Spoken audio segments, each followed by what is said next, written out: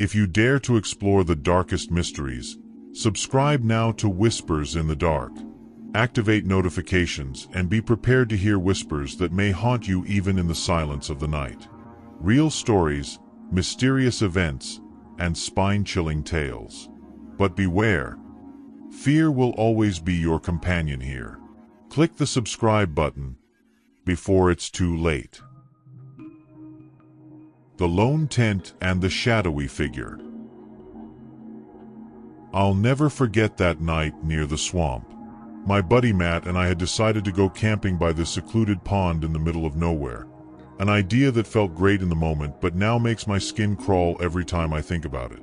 The area was quiet, almost unnervingly so, and the ground was wet enough that our boots kept sinking with each step. But it was a peaceful kind of quiet, you know? The kind that makes you feel like you're truly away from everything. We set up our tents near the water, cooked some hot dogs over the fire, and spent most of the evening just joking around, feeling like we had the whole world to ourselves. It wasn't until dusk that we noticed the other tent. It was across the pond, barely visible through the reeds and trees. It was one of those small, older-looking ones, pale green and sagging like it had been there a while. At first, we thought it was abandoned, but then Matt swore he saw someone standing near it, just watching us. I laughed it off, figuring his imagination was running wild. He'd been complaining about horror movies messing with his head all week. But when I looked over again, I saw the figure too, just standing there, completely still. I remember feeling this odd tension, like I was suddenly too aware of every little sound around us. We waved, half expecting a friendly wave back or something, but they didn't respond. They just stood there, motionless. We tried to brush it off, convincing ourselves it was just some other camper who wasn't in the mood to be social. But honestly, it put a weird vibe over the whole evening. Every so often, one of us would glance over at the other side of the pond, and that tent was still there, with the figure occasionally moving around. Never closer, but never leaving either. As the sun dipped lower, it got harder to see anything clearly, and the firelight made the shadows play tricks on my eyes. I joked to Matt that the guy was probably some loner trying to enjoy his peace and quiet, but deep down, I couldn't shake this nagging feeling that something wasn't right. By the time night fully settled in, we'd mostly stopped looking over at the tent. It was easier to pretend it wasn't there. Around midnight, we decided to call it a night. The fire was dying out, and the damp air was starting to seep into our clothes.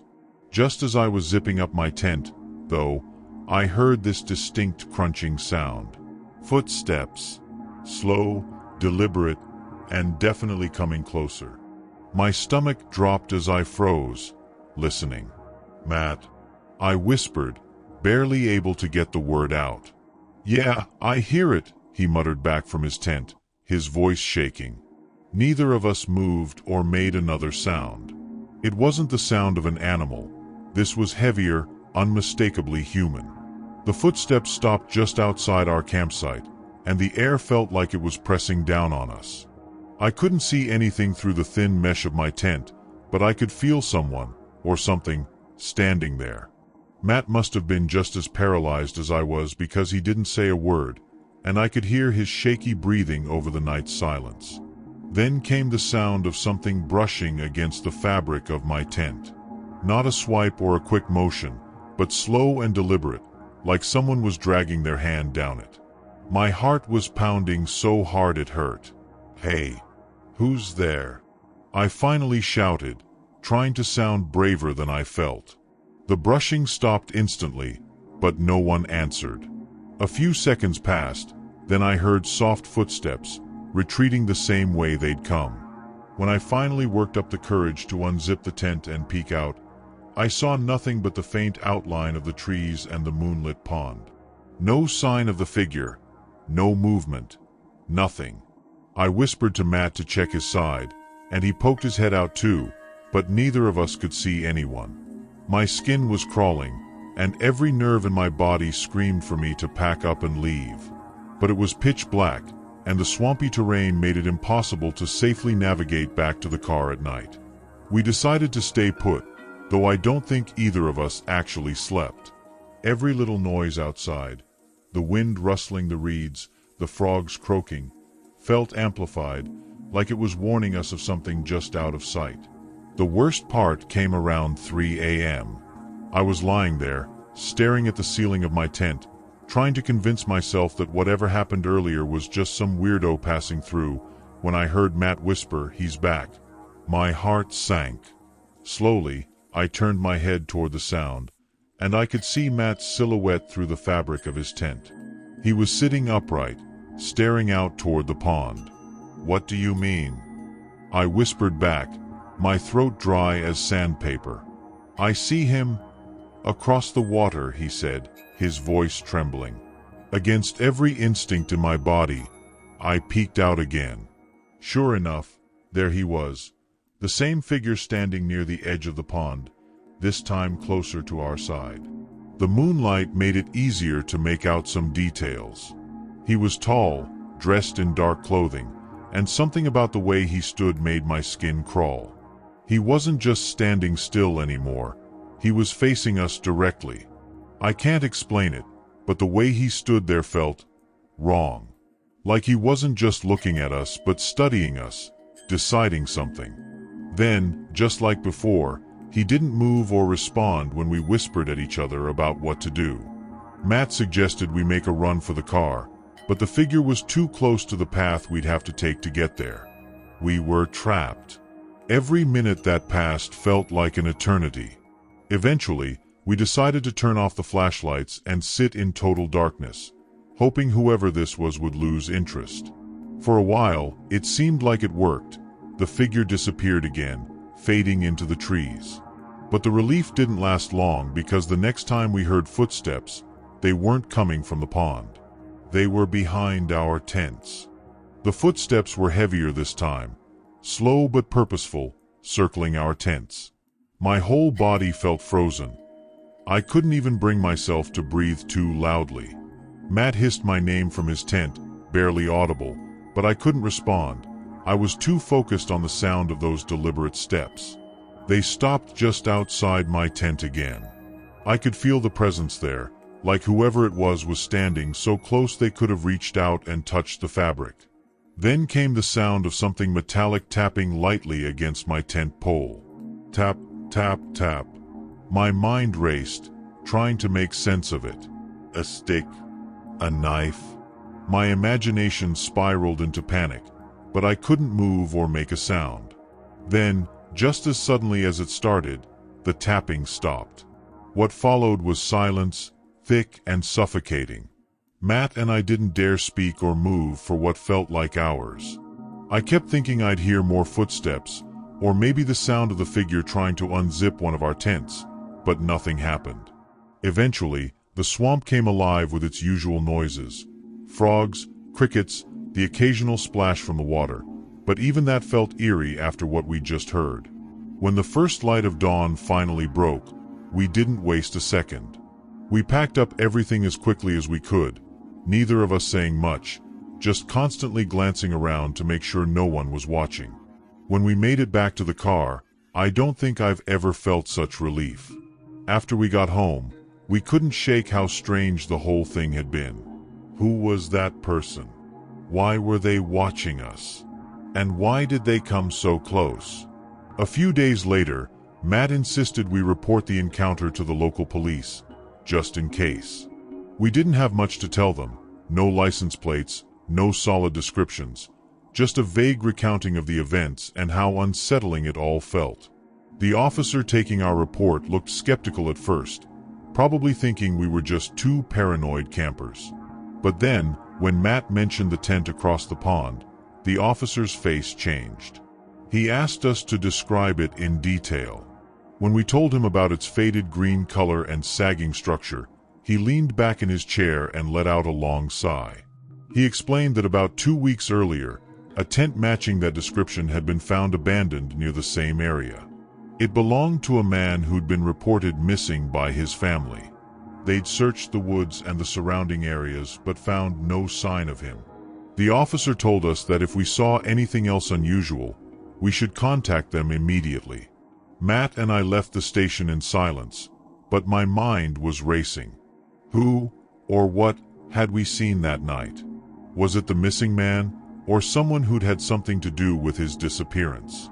Even now, I still don't know, and honestly, I'm not sure I want to. All I know is I'll never go camping near that swamp again. The trespasser with a knife. I've always been the kind of person who prefers solitude over crowds. Back in the summer of 2019, I decided to spend a few days camping on the back end of my own property. It's a patch of wooded land I inherited from my grandfather, about 15 acres of dense trees, with a small creek running through it. I've been camping there since I was a kid, and it always felt like my own personal escape from the world.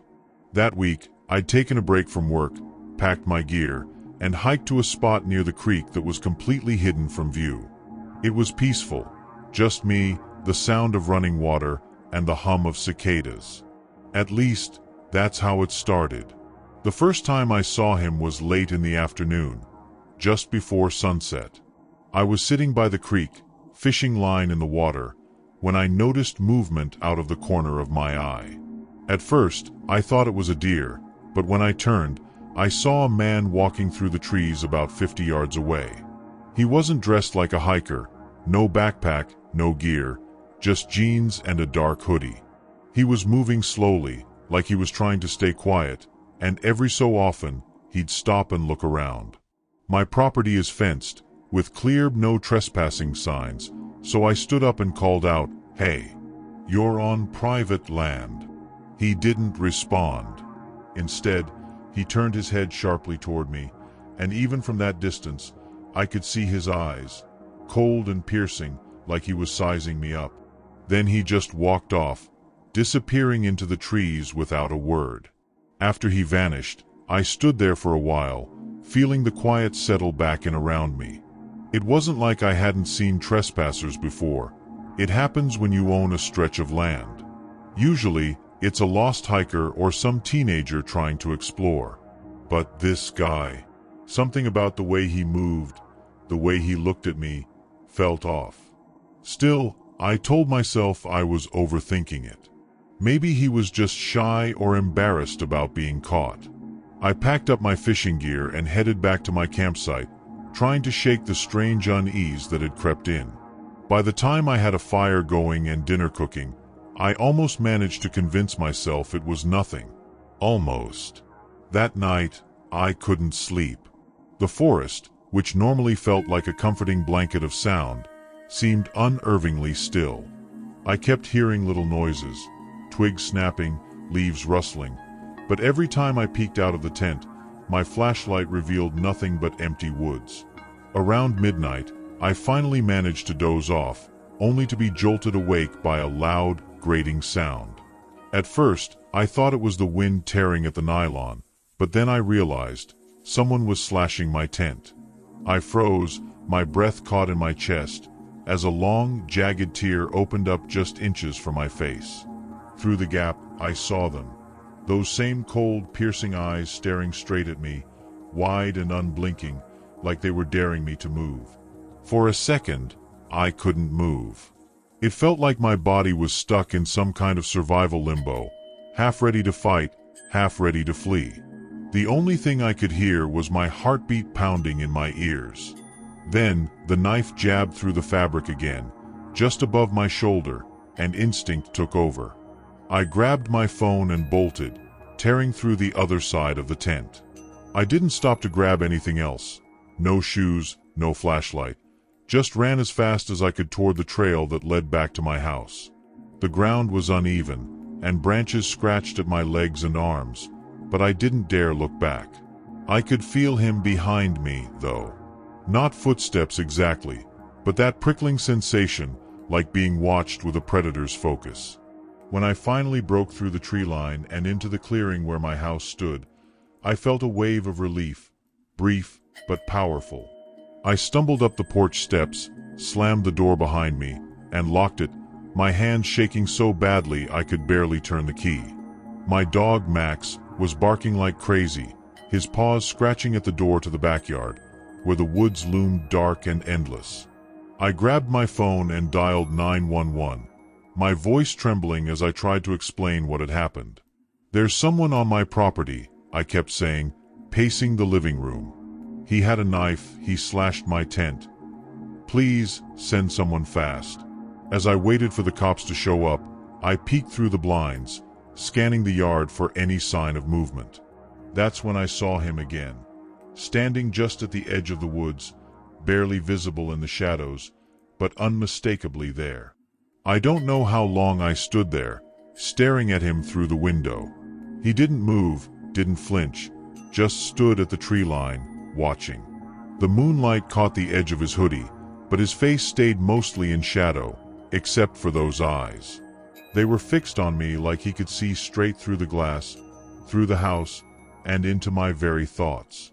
My dog, Max, was growling low and steady, his ears pinned back as he pressed his nose to the window beside me. That should have made me feel less alone, but it didn't. Something about the way that man stood there, so calm and deliberate, made me feel like I was being hunted. When the flashing red and blue lights finally swept across my yard, I exhaled for the first time in what felt like hours. 2 officers stepped out of their cruiser, hands resting on their holsters as they scanned the area.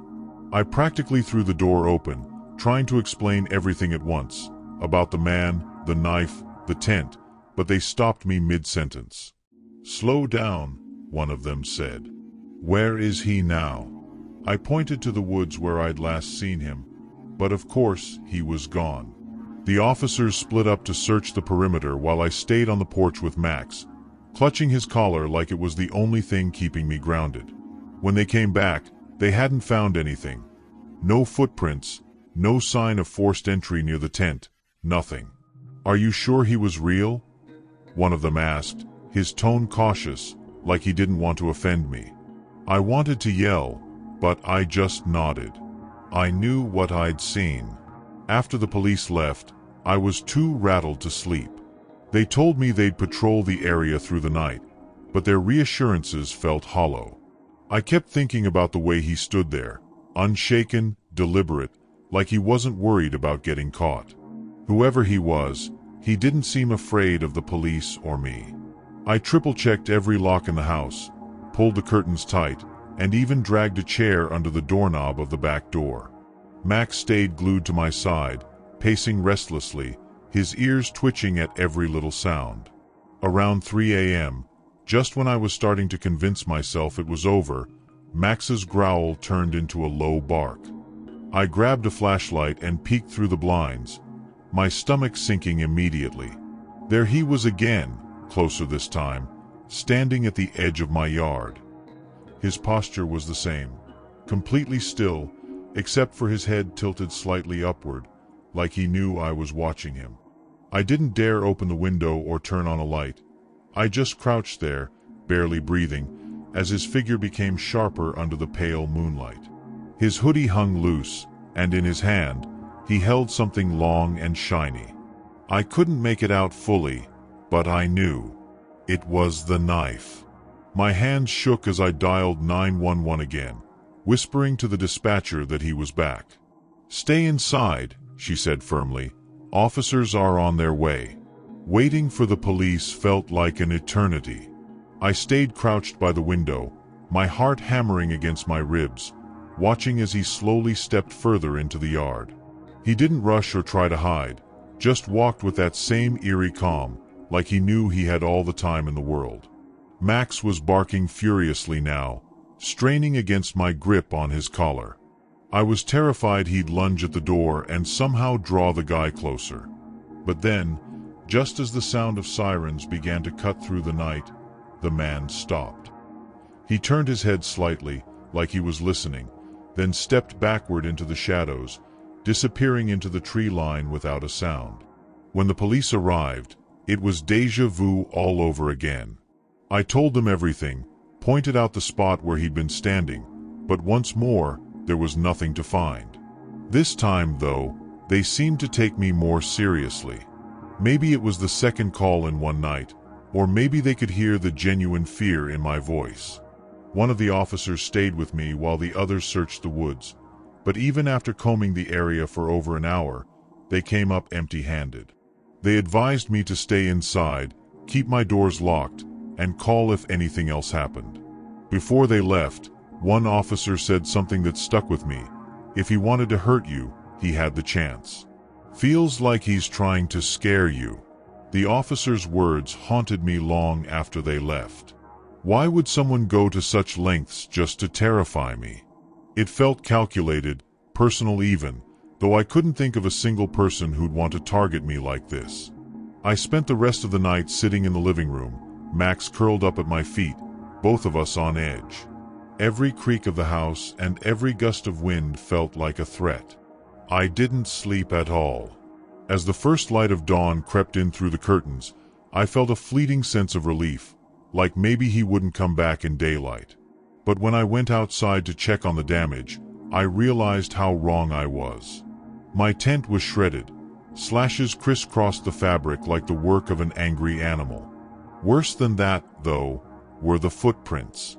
They were everywhere, around the tent, leading toward the house, and circling back to the woods. The worst part? Near the back door, etched into the dirt, was a crude, almost childlike drawing of a figure with two round eyes and a jagged knife in its hand. I could feel the bile rise in my throat. It wasn't just that he'd come so close to the house, it was the fact that he wanted me to know it. I stared at that drawing for what felt like forever, my mind racing with questions I couldn't answer. How had he gotten so close without me or Max hearing him? And why leave something so twisted? Part of me wanted to wipe it away, pretend it wasn't there, but I knew the police would need to see it. I snapped a few pictures with my phone and called them again. When they arrived, the officers took one look at the scene and immediately radioed for backup. They started treating my property like an active crime scene, cordoning off the area, taking photos, and measuring the footprints. One officer asked if I'd ever seen anything like this before. I just shook my head, feeling like my life had suddenly turned into some kind of horror movie. The rest of the day was a blur of questions, evidence collection, and waiting. By the afternoon, the police had combed the woods thoroughly, but they didn't find anything. No signs of a camp, no discarded belongings, nothing. One of the officers suggested I leave for a few days, just to be safe, but I refused. This was my home. I couldn't let some deranged stranger chase me away. Still, as night fell again, I started second-guessing that decision. Every shadow outside the window looked like him. Every little sound felt like a prelude to something worse. I sat in the living room with every light on, a baseball bat in my lap, Max lying tensely at my feet. I told myself it was over, that the police presence earlier must have scared him off. But deep down, I knew better. It was close to midnight when I heard it again. That sound, the same one that had woken me up in the tent. A slow, deliberate scraping, like metal dragging against something solid. My chest tightened as I realized it was coming from the back porch. Max bolted upright, barking furiously, his body stiff as he stared toward the door. My hand clenched the bat so hard my knuckles turned white. I didn't want to go look, but I also knew I couldn't just sit there, waiting for whatever was coming next. With my heart pounding, I crept toward the back window, staying low, and peeked out from behind the curtain. He was there, standing on the porch, his face inches from the glass, staring directly into the house. The knife in his hand gleamed in the moonlight, and his other hand was pressed against the window, smearing it with dirt. I stumbled back, the bat slipping from my grasp as sheer panic took over. Max lunged at the door, barking and snarling like I'd never heard before. The man didn't even flinch. He just stood there, tilting his head slightly, as if he was amused. That's when I saw his lips move, though I couldn't hear what he said. It was like he was speaking just to me, his words slow and deliberate. Then, without warning, he stepped back into the shadows, vanishing into the night. As soon as he disappeared, I scrambled for my phone and called 911 again, barely able to get the words out. "He's here. He was on my porch," I stammered. The dispatcher assured me that officers were on their way, but it felt like too little, too late. I locked myself in the bedroom, pulling Max inside with me, and shoved a dresser in front of the door. My mind was racing, replaying the image of him on the porch, those piercing eyes and the way his lips moved. What had he said? Was it a threat? A warning? I couldn't shake the feeling that he was trying to communicate something, and the thought made my skin crawl. The police arrived within minutes, their lights cutting through the darkness.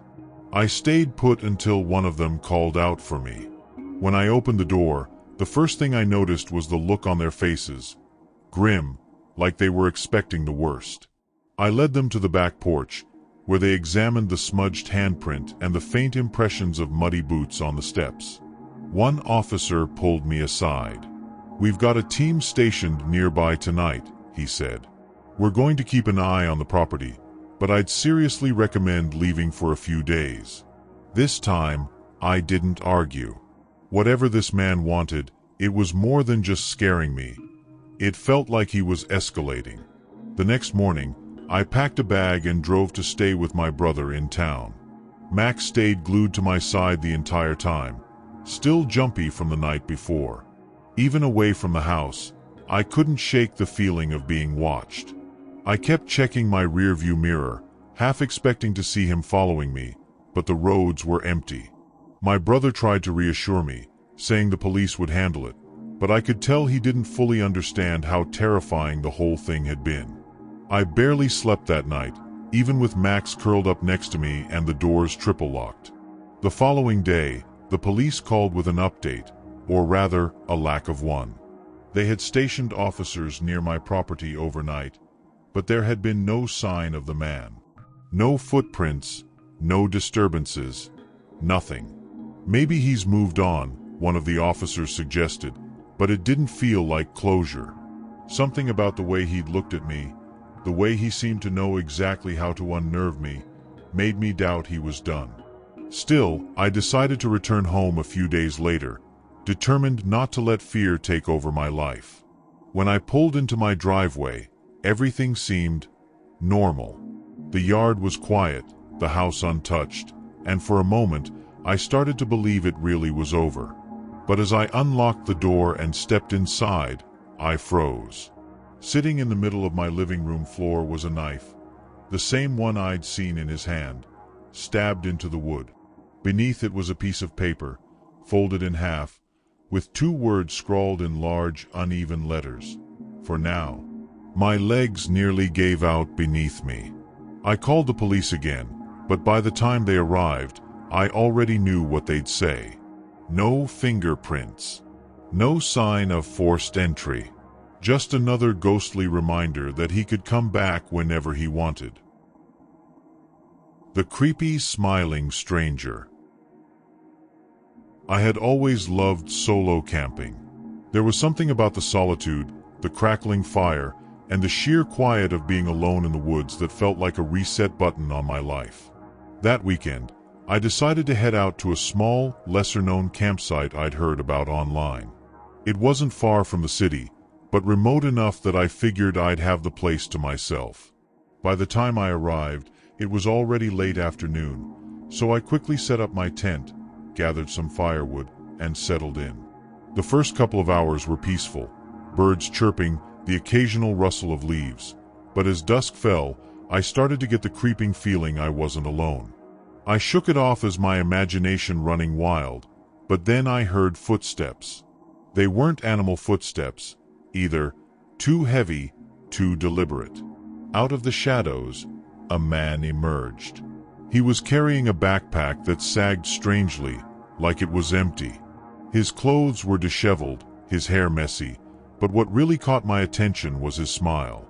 It was too wide, like someone trying too hard to seem friendly, and it didn't reach his eyes. He waved and approached the edge of my campfire light, asking if he could share my fire for a bit. I felt a knot tighten in my stomach, but I didn't know how to refuse without making the situation awkward, or worse, hostile. So, I nodded. He plopped down across from me without waiting for an invitation, the firelight casting flickering shadows on his oddly cheerful face. At first, we just sat in an awkward silence, the crackling of the fire filling the space between us. I kept sneaking glances at him, trying to make sense of his presence. He didn't look like a hiker. His boots were muddy but barely worn, and his clothes didn't match the cold night air. And that backpack, it was practically flat, like there was nothing in it. "Out here all alone?" he finally asked, breaking the silence. His voice was light, almost playful, but it didn't match the way his eyes locked onto me, unblinking. I nodded, trying to keep my tone casual, but every instinct I had was screaming that something was off. "Yeah, just needed some peace and quiet," I replied, forcing a weak smile. He didn't respond, just kept staring at me with that too wide grin. Then, without warning, he leaned forward and started poking at the fire with a stick, his movements quick and jerky. "The woods can be unpredictable at night," he said, almost to himself. My skin prickled. I wanted to pack up and leave right then, but it was full dark now, and the idea of hiking back to my car in the pitch-black forest felt just as dangerous as staying put. Still, I couldn't shake the feeling that he was watching me even when he wasn't looking directly at me, like he was waiting for something. I tried to steer the conversation into something normal, hoping to break the tension. "So, are you camping out here too?" I asked, gesturing toward his empty backpack. He paused for a moment, his stick frozen mid-air over the fire. Then he chuckled, a low, breathy sound that made my stomach turn. "Something like that," he said, finally dropping the stick into the flames. He didn't elaborate, and I didn't push. My mind was racing with possibilities. Was he lost? Homeless? Or worse, was he lying about why he was here? Every logical explanation I tried to come up with only made me more uneasy. Minutes ticked by, and he didn't say much else. Instead, he kept fidgeting, adjusting his posture, tapping his fingers on his knee, glancing at the woods behind him like he was expecting someone. At one point, he leaned back and looked up at the sky, humming a tuneless melody under his breath. It was subtle, but I noticed something strange. His smile never faltered. Even when he wasn't looking at me, that unnaturally wide grin stayed plastered on his face, as if it was stuck there. That was the moment I knew I couldn't spend the night with him anywhere nearby. I needed to leave, but I had to do it carefully. The last thing I wanted was to set him off. I started planning my exit, trying to keep calm and not let him see how on edge I was. "Well, I think I'm gonna call it a night," I said, forcing a yawn and standing up. His eyes followed me, and that smile didn't budge. "Already?" "It's early," he replied, his tone almost teasing. "I'm beat," I said, brushing dirt off my pants and pretending to busy myself near my tent. I could feel his gaze boring into me, like he was waiting for something. My hands were trembling as I pretended to check my gear, my mind racing through excuses to leave without making it obvious that I was scared. That's when I noticed he wasn't sitting anymore. He had moved so silently I didn't even hear him get up, but now he was standing at the edge of the firelight, just staring at me. My stomach dropped. "Forgot something in the woods," he muttered, pointing a thumb over his shoulder. His grin was still there, but now it looked wrong, like a mask he forgot to take off. Before I could respond, he turned and disappeared into the trees without another word. The fire flickered, and the woods seemed to swallow him whole. Every instinct screamed at me to leave. I didn't care where he went or what he was doing. I just knew I couldn't be here when he came back. The second he was out of sight, I grabbed my pack and started throwing everything into it. My hands were shaking so badly that I fumbled with the tent poles, but I didn't care. I just needed to be gone. Every sound in the forest felt amplified now. The crunch of leaves under my boots, the distant rustle of branches, it all made my heart race. I kept glancing toward the spot where he'd disappeared, half expecting to see that grinning face watching me from the shadows. The thought made my blood run cold. Finally, I got the tent mostly stuffed into my bag and threw it over my shoulder. I wasn't going to waste another second.